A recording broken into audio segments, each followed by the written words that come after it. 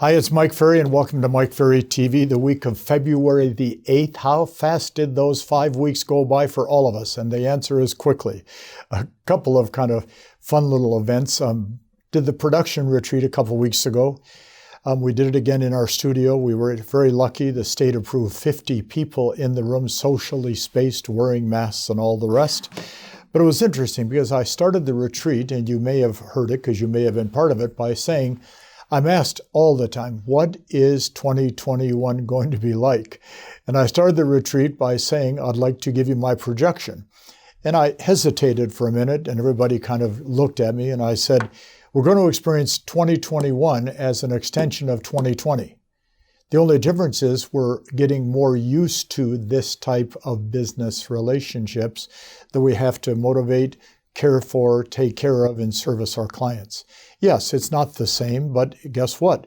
Those that are working and those that are doing their job are producing at a high level because the demand is so high for the real estate transaction today. But then I had fun. The Monday after the production retreat, the Tuesday, I did a small program for one of our brokers in Florida where they're allowed to have 100 people in the room. And we had about 90 people in the room, and it was a fun meeting because I said, and for those that understand Florida, you'll appreciate this, some of you may not, but I said, by starting, my name is Mike Ferry, and everybody tells me I'm very old-fashioned. And I want you to know that I am old. I'm 75, going to be 76 soon. But in the state of Florida, I'm not old. So that makes it even better yet. Because, where a lot of people retire in Florida and make me look like a youngster. So we had some fun with that. Last Wednesday, I did a Zoom webinar with the fellows that are now leading our company in Italy. We have a new company called Mike Ferry Italy, and we're off to a fast start. I mean, obviously, we've been working in Italy for, 8 or 9 years. The partnership was dissolved, and we're moving forward, and we're excited about the opportunity. And the two fellows running it, Francesco and Bruno, who, if you've been to any of our big events, they were often translators for us in the U.S. when we had Italians in the audience, as well as all of our programs over in Europe. And Francesco and Bruno said, we want to do a webinar. I said, what do you want me to cover? They said, we're going to send you 5 or 6 questions that our coaching clients seem to be dealing with and struggling with. I said, send them over. We'll do a webinar. We'll answer the 5 or 6 questions. And it was kind of fun because when they sent me the questions, I looked at them and I said, well, wait a minute. Are these from Italy or Belgium or Bulgaria or Albania, or are they just from our North American, Canadian, and U.S. clients? Because what they deal with is the same as what we deal with.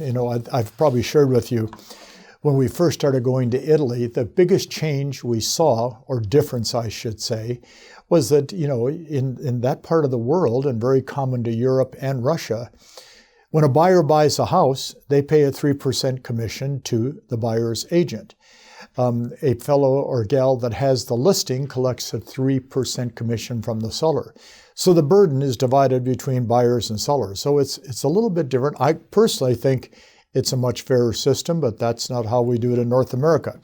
But the second thing, of course, is they do not have a national, or even in most cases, regional MLS, which means as you take listings, you better sell them yourself because otherwise the expiration rate is pretty high. But otherwise, their questions were very much the same as what we hear. So the first question they asked me, and I had to smile on the webinar last Wednesday, I think it was Wednesday or Tuesday, whatever day it was. It said, many agents throughout our country of Italy are reporting increasing shortages of homes to sell. What is your advice to those agents? And I said, it's a normal and natural cycle of our business. We have sellers markets, we have buyers markets. We have sellers markets, we have buyers markets. We are definitely in today a very strong sellers market. But then I said to Francesco and Bruno, you're probably not going to be happy, or your clients are not going to be happy with my answer. The activities, behaviors of a real estate agent not only determine the success or lack of success of that agent's career and future, but it also determines the economic impact inside the community that you work in. Meaning, If you are talking to people every day, you can get listings in the strongest market known to mankind in a seller's market, which means the inventory shortage is due to most agents choosing not to list property to work with buyers. You choose to list property, guess what happens? You get listings. If you're really good at listing property, you get a lot of listings. I'm getting reports. We're having what we call February, the National Mike Ferry Coaching Clients Listing Month.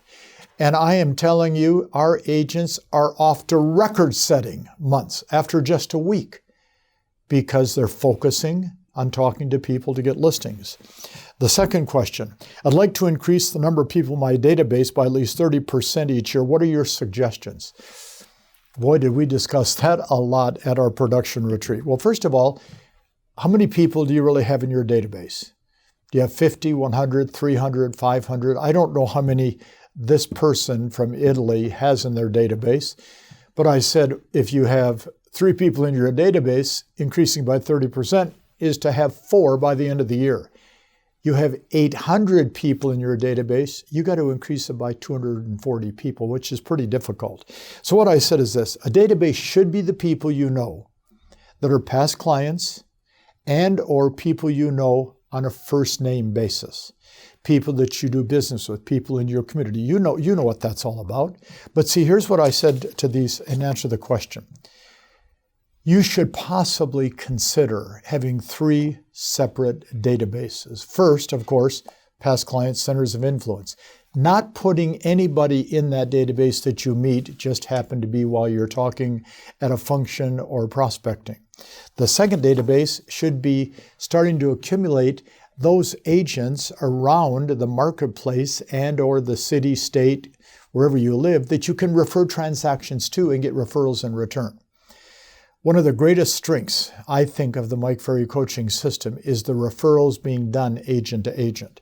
That's the second database. The third database, really, I've learned about this really the last several years from a lot of our top agents. They accumulate a lot of leads.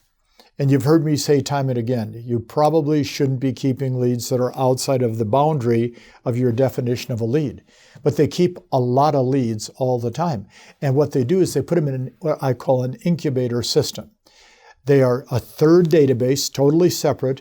They're sending emails, market updates. They're having somebody from their team call to see if they're getting closer to making a decision.